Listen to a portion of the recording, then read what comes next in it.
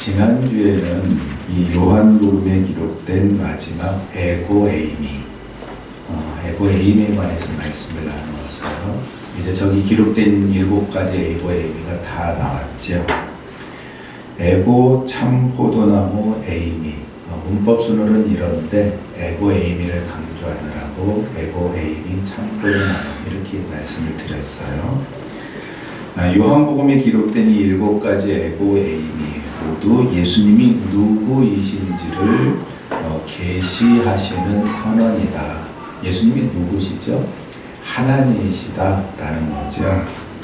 이 선언 모두 예수님이 하나님이심을 드러냅니다. 뿐만 아니라 7가지 에고에이미 모두가 예수님과 성도 그리고 예수님과 우리의 긴밀한 관계를 설명하는 비유라 할 수 있습니다. 이 7가지 에고에이미를 순서대로 살펴보면 처음에는 예수님과 예수님과 성도의 관계가 멀리 떨어져 있는 관계예요. 예수님을 처음엔 생명의 떡이라고 하죠. 우리랑 관련이 없어요. 먹을 때 관련이 있는 거죠. 그러면서 점점 가까워집니다. 그리고 7번째 에고에이미에서는 예수님과 성도가, 예수님과 우리가 포도나무로 하나가 되지요.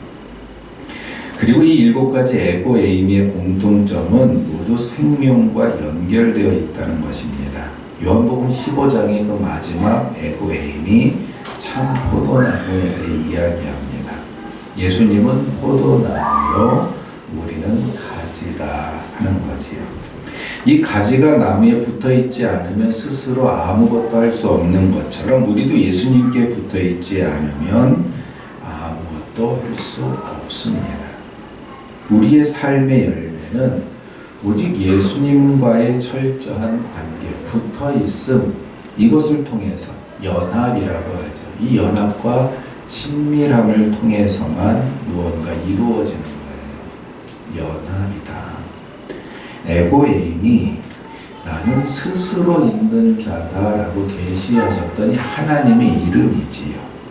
그 이름이 이제는 예수님을 통해서 하나님과 같은 예수님께서 우리와 연합되었음을 선언하는 거예요.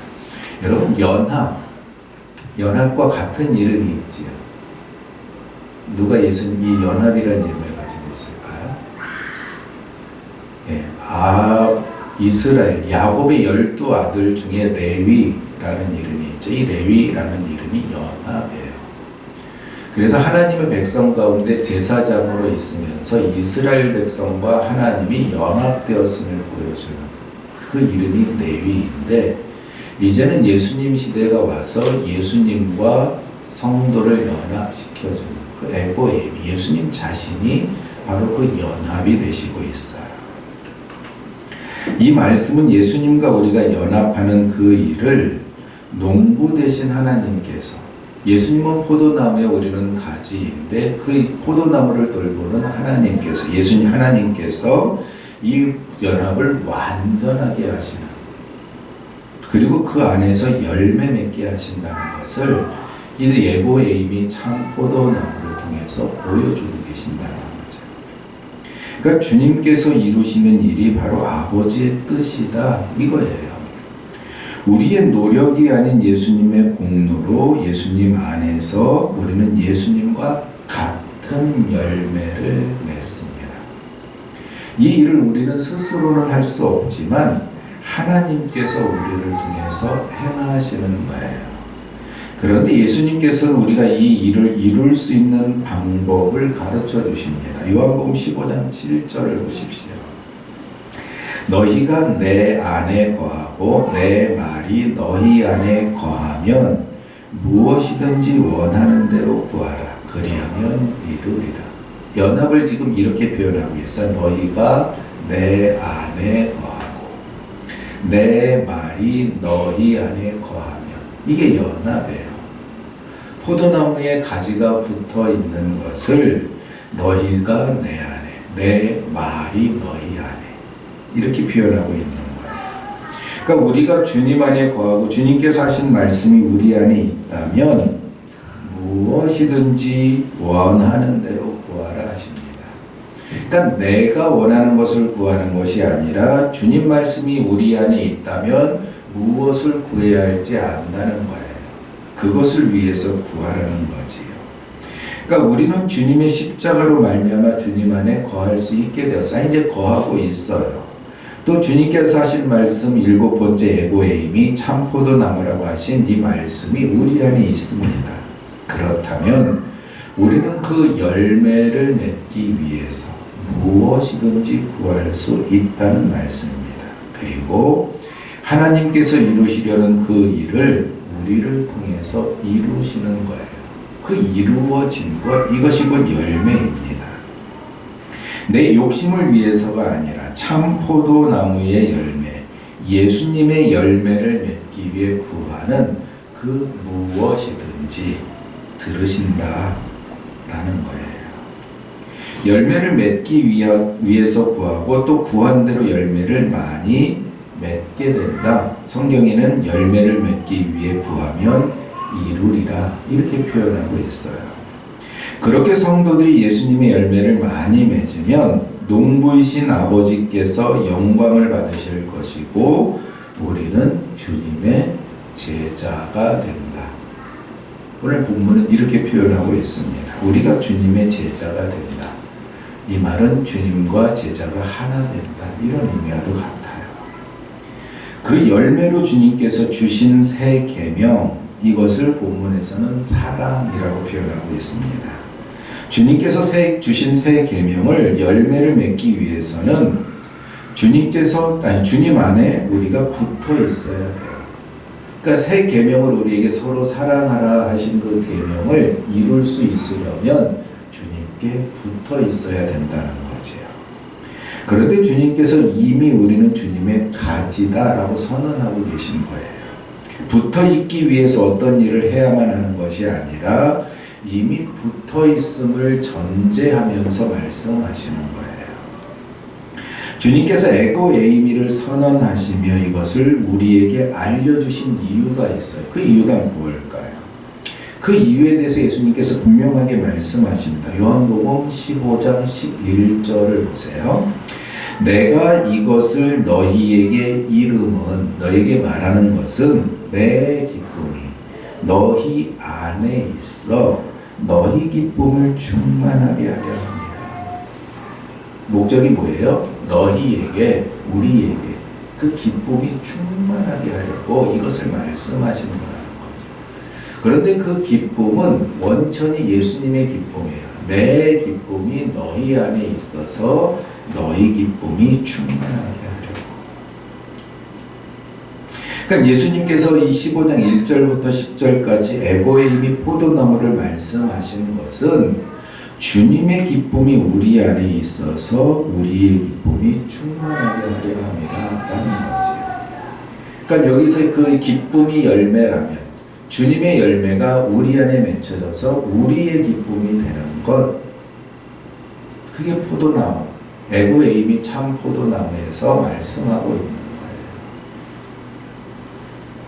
그러니까 주님의 기쁨이 우리의 기쁨이라는 것이죠. 이것이 예수님께서 이 땅에 오신 목적이기도 합니다. 예수님께서 부활하신 후 제자들에게 오셔서 하셨던 첫 번째 말씀이 무엇인지 아시나요? 무엇일까요? 예수님께서 제자들을 찾아오셨어요. 다락방에 있는 제자들을 찾아오셔서 인사하시지요. 뭐라고 인사하십니까?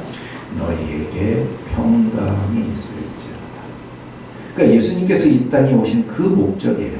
우리에게 평강을 주시려고. 그 평강을 오늘 본문에서는 내 기쁨이 너희 기쁨이 되길 원한다라고 말씀하시는 거예요. 그러니까 예수님께서 우리에게 평강을 주시려고 이 땅에 오셨고, 그 말씀이, 그 본문이 오늘 본문 속에서는 기쁨으로 표현되고 있습니다. 이 기쁨이라는 말은 헬라어 카라에서 온 말이에요. 카라라는 말인데, 이 성경이 말하는 진정한 기쁨은 사람이 노력하거나 사람이 환경에서 만들어진 것이 아니라 이 하나님의 은혜를 깨닫고 경험할 때 위로부터 오는, 하나님으로부터 부어주는 어떤 초자연적인 기쁨, 즐거움을 의미하는 것입니다. 세상의 기쁨은 어떤 게 기쁘죠? 내가 원하는 것이 잘 되어질 때, 내 아이가 너무 이쁠 때, 내 아이가 너무 칭찬받을 만한 일을 할 때, 혹은 내 경제적인 일에 있어서 원하는 대로 무슨 수입이 들어올 때, 혹은 아팠던 것이 내가 원하는 대로 빨리 치료될 때, 이럴 때 기뻐할 수 있어요. 그러니까 세상의 기쁨은 어떤 일이 잘 될 때 생겨나는 우리 개인적인 감정이지만, 성경의 기쁨은 상황이나 환경, 이것이 나쁠 때도 누릴 수 있다는 거죠. 그러니까 우리 근원적인 영혼에서 나오는 그런 기쁨입니다. 영혼의 만족이에요. 그 기쁨의 근원이 예수님이기 때문에 가능한 그런 기쁨입니다. 예수님께서는 예수님의 그 기쁨을 우리 안에 주시려고 에고에임이 참 포도나무를 말씀하신 거예요. 가지가 포도나무에 붙어 있을 때 포도나무의 영양분을 가지고 튼튼해지고 열매도 맺을 수 있게 됩니다. 가지가 스스로 열매를 맺는 것이 아니라 나무로부터 모든 여건을 공급받습니다. 그 결과로 열매를 맺는 것입니다. 이처럼 주님 말씀이 우리 안에 있고 그 말씀대로 사랑을 행할 때 비로소 우리는 주님의 그 기쁨을 누릴 수 있게 됩니다. 그런데 이것을 보십시오. 21절에 예수님은 너희 기쁨을 충만하게 하려 함이라 라고 말씀하셔요. 여기 충만하게 라는 말이 어떤 말일까요? 우리 단어로는 충만한 거는 컵에 물이 가득 차는 게 충만하게. 근데 이 헬라어의 충만하게를 표현하는 단어는 차고 넘치는 걸 의미해요. 그냥 가득 차는 정도가 아니라 거기서 넘쳐나는 것을 충만하게 라고 표현합니다. 그러니까 예수님과 하나 되어 누리는 기쁨이 컵 안에 가득 차서 넘치는 것처럼 예수님의 사랑이 우리 안에 있으면 그 사랑이 우리로부터 저절로 흘러 넘치는 거예요. 그래서 그 넘치는 사랑으로 우리가 예수님처럼 서로 사랑할 수 있게 되는 것입니다. 이것이 주님께서 바라시는 열매입니다. 오늘 우리에게 주시는 말씀 그 열매에 대해서 내 계명이다 이렇게 말씀하십니다. 내가 너희를 사랑한 것 같이 너희도 서로 사랑하라. 이게 계명이에요. 그러니까 하나님께서 예수님을 사랑하시는 것처럼 예수님도 우리를 사랑하시는데 그것이 우리에게 만족하게 채워지는 정도가 아니라 흘러 넘쳐서 우리가 서로 사랑할 수 있게 하신다는 거죠. 이게 성령의 열매, 예수님께서 바라시는 열매, 포도나무의 열매입니다. 오늘 함께 읽은 요한복음 15장 12절을 보십시오. 내 계명은 곧 내가 너희를 사랑한 것 같이 너희도 서로 사랑하라 하는 이것입니다. 저는 어릴 때 이 말씀을 읽고 내가 어떻게 예수님처럼 사랑할 수 있을까? 어떻게 예수님처럼 내가 남을 위해서 죽을 수 있을까? 아무리 생각해봐도 할 수 없었어요. 근데 말씀의 내용은 죽어라 이 얘기가 아니라 예수님이 우리를 사랑하신 것처럼 너희도 서로 사랑하라 하는 이것이라고 분명하게 알려주십니다. 그러니까 예수님의 사랑이 우리 안에 있으면 깨닫게 되면 그 사랑을 느끼게 되면 우리 안의 감정은 세상에 어떤 것을 얻을 수 없는 기쁨으로 가득 차게 돼요. 그냥 찰 뿐만 아니라 저절로 흘러 넘치게 됩니다. 그러한 사랑으로 서로 사랑하는 거예요. 그래서 내 형제의 내 자매의 사랑이 내 안에서 또 흘러 넘치게 되는 거예요. 그러니까 받아서 만족하는 정도가 아니라 나도 그렇게 사랑해야지. 그리고 나도 그렇게 사랑하는 것. 이게 에고에임이 참 포도나무의 사랑입니다. 예수님께서 이 오늘 요한복음 15장 12절은 1절부터 11절까지 하신 말씀의 결론이에요. 내가 너희를 사랑한 것 같이.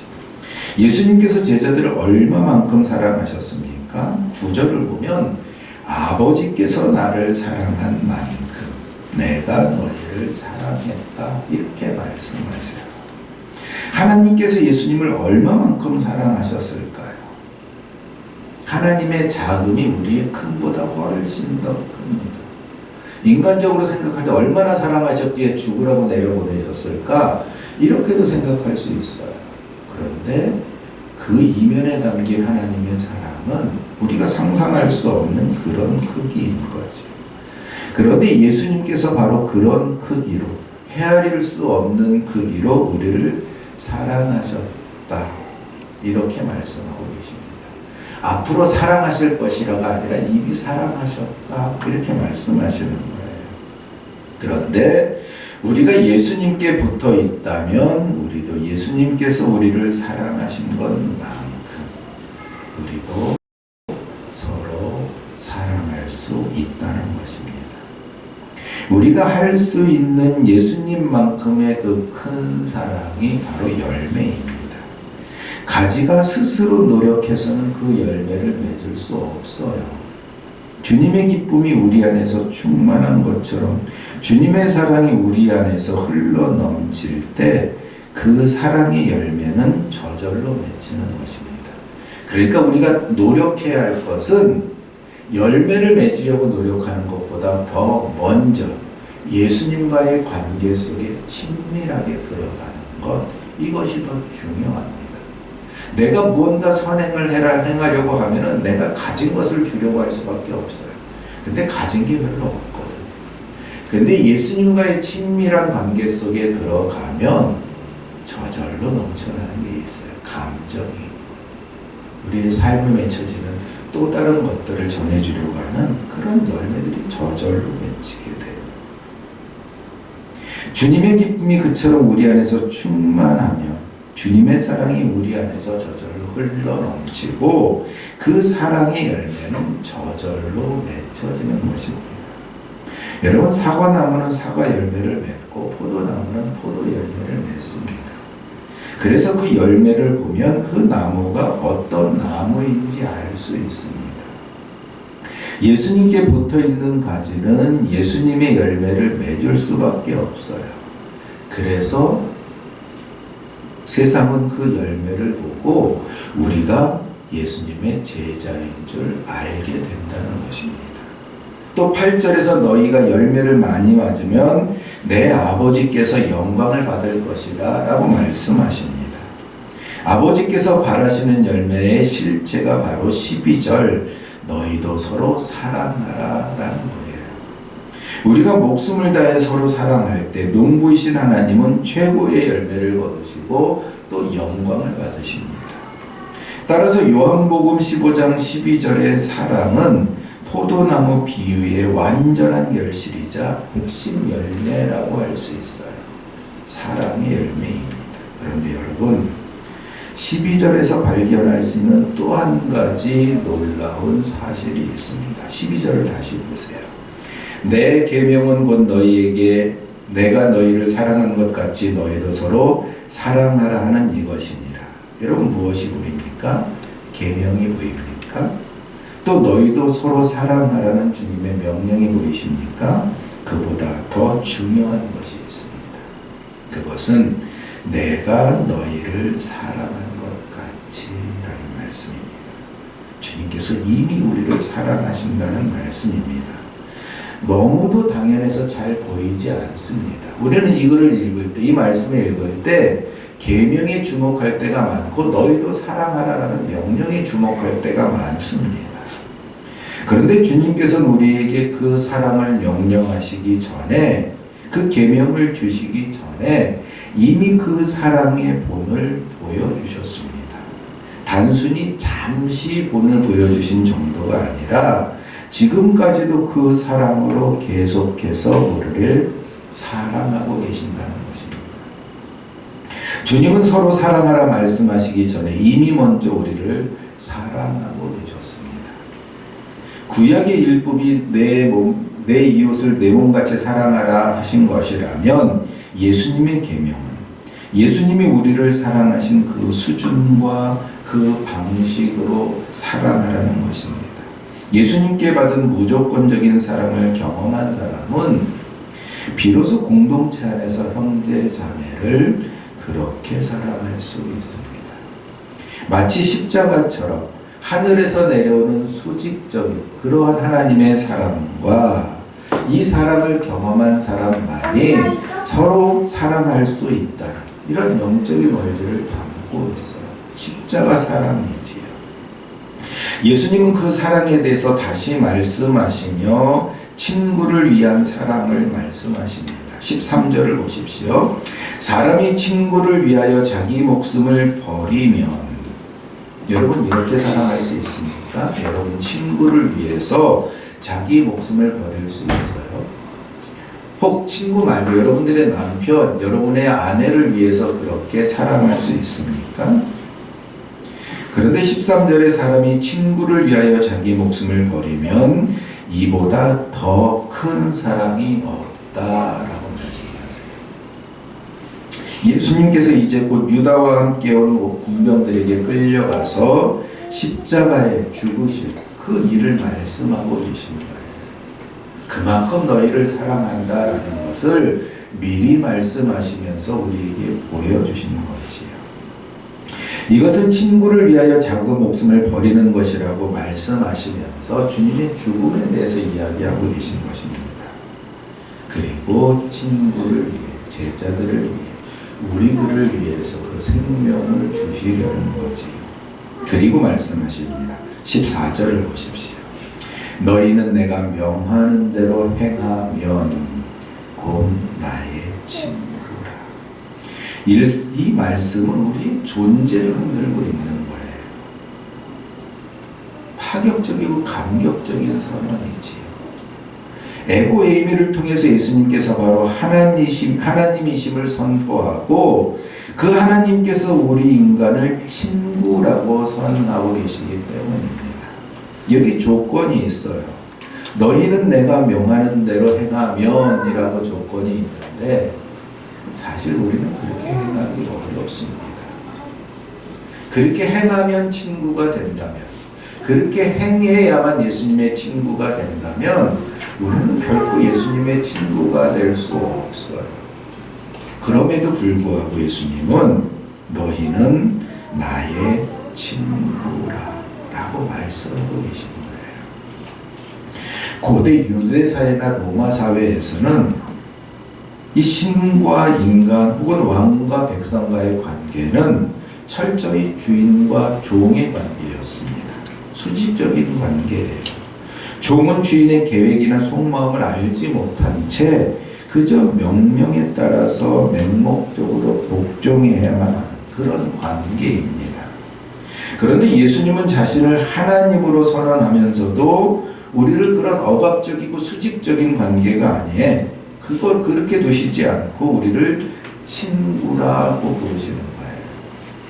이는 주님의 마음과 하나님의 구원 계획이 무엇인지 우리에게 알려주시는 거죠. 하나님의 구원 계획. 예수님의 마음은 우리를 친구처럼 친밀한 관계로 초청하고 계신 거예요. 이게 구원의 모습입니다. 이게 기독교의 모습입니다. 우리가 주님의 친구라는 증거는 내가 명하는 대로 행하면이라는 조건 안에 담겨 있어요. 예수님은 주님의 뜻에 순종하는 자들을 친구라고 부르십니다.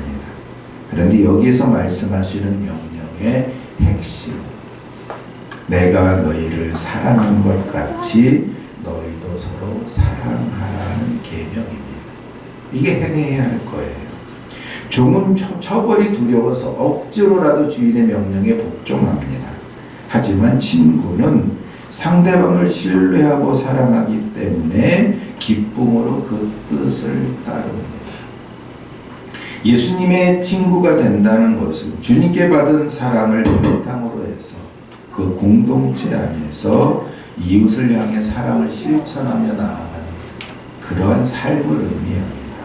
그런데 13절에서 예수님은 사람이 친구를 위하여 자기 목숨을 버리면 이보다 더 큰 사랑이 없다고 말씀하십니다. 그런데 그 사랑으로 우리를 사랑해 주시는 거지요. 예수님께서 우리를 향해 나의 친구라고 선언하시면서 내가 너희를 위해서 내 목숨을 기꺼이 바칠 거야. 최고의 사랑의 고백입니다. 내 사랑은 이런 사랑이야 하고 말씀하시는 거지. 실제로 예수님은 이 말씀을 하신 후에 십자가에서 친구인 우리를 위해서 목숨을 내어주심으로 그 사랑을 직접 증명하십니다. 본이 되어서 보여주셨어요.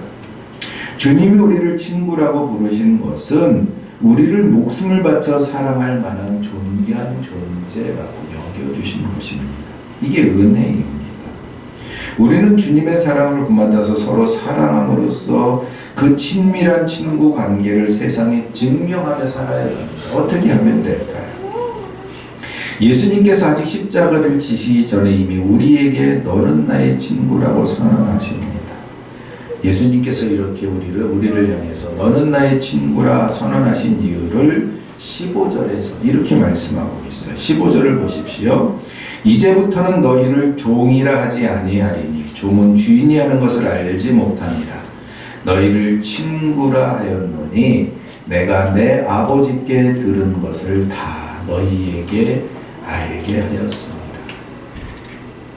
종은 주인의 뜻을 알지 못하고 복종하지만 친구는 그 친구의 뜻을 안다는 거죠. 어떻게 알아요? 이미 말씀해 주신 대로 아는 거예요. 15절을 보니 친구에게는 비밀이 없나 봅니다. 종에게 말하지 않는 비밀을 친구에게 말했다는 거죠.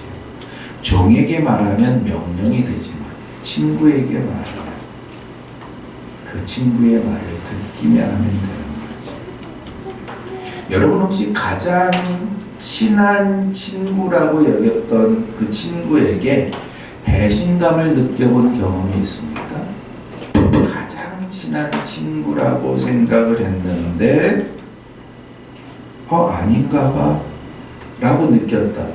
그런 경험 한번 생각해 보십시오. 어떤 때 그런 배신감을 느끼게 됩니까? 가장 친한 친구라고 여겼던 그 친구의 어떤 비밀을 다른 사람을 통해서 들었습니다. 나한테 얘기하지 않고 다른 사람한테 얘기했네.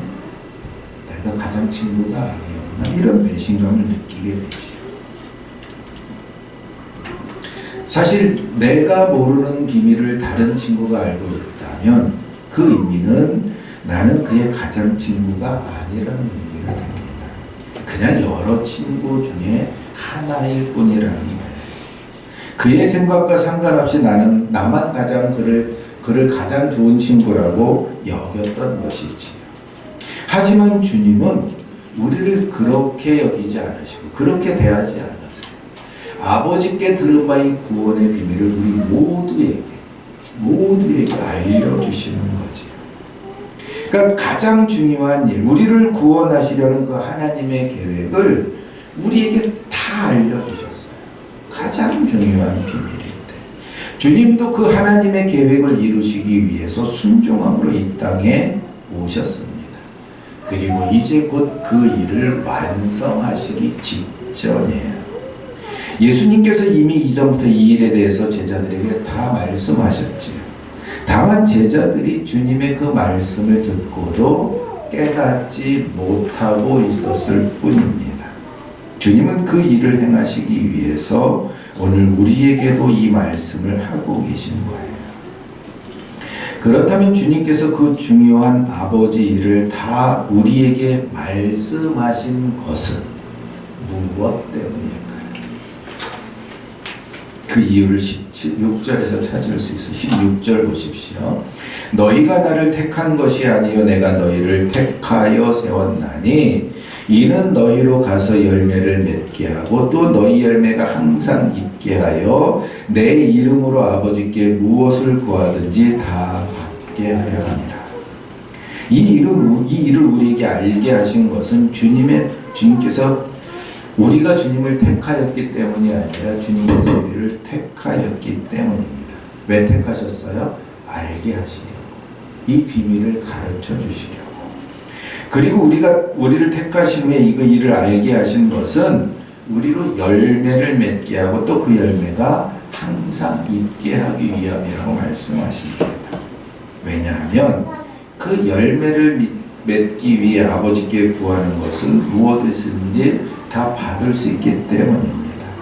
그래서 그 구하는 것을 다 받게 하시려고 우리가 주님의 친구가 되게 하시고 그 비밀을 친구에게, 우리에게 다 알게 하신 거예요. 마치 포도나무에 관해 말씀하신 것이 우리에게 기쁨이 충만하게 하려 하신 것이다 하신 것처럼 우리가 주님의 친구됨에 대해서 말씀하신 것은 우리로 서로 사랑하게 하려 하시려는 이유입니다. 우리가 서로 사랑할 때 우리는 열매를 맺게 되고 그 열매는 아버지께 영광이 됩니다. 주님께서 이 일을 위해서 우리에게 오신 거예요. 오늘 우리에게 주시는 이 말씀은 주님께서 우리를 친구라고 선언하시면서 예수님과 우리의 관계가 얼마나 친밀한 관계인지 선언하고 계신 거지요. 그리고 우리가 부름받은 목적이 무엇인지 밝혀주는 은혜로운 선언입니다. 우리는 종이었습니다. 하나님의 종이었고 로마의 종이었어요. 하지만 이제는 종에서 친구로 그 신분이 격상했어요. 맹목적으로 주인의 명령에 복종하는 종이 아니라 친구의 속마음과 그 비밀을 다 아는 친구가 되었습니다. 예수님께서는 친구가 된 우리에게 아버지께 들은 천국의 구원의 모든 비밀을 다 알게 하셨습니다. 심지어 듣고도 깨닫지 못한 것들을 알게 하시려고 성령을 보내주십니다. 주님은 말씀하셔요. 너희가 나를 택한 것이 아니요 내가 너희를 택하여 세웠다. 그렇습니다. 우리가 주님의 제자여 주님의 친구가 된 것은 주님의 택함이 있었기 때문입니다. 그러니까 먼저 친구가 된 것이 아니라 택함을 받은 후에 친구가 되었어요. 우리가 주님의 친구가 된 것은 우리의 노력이나 공로가 아니라는 거예요. 우리의 의도도 없었어요.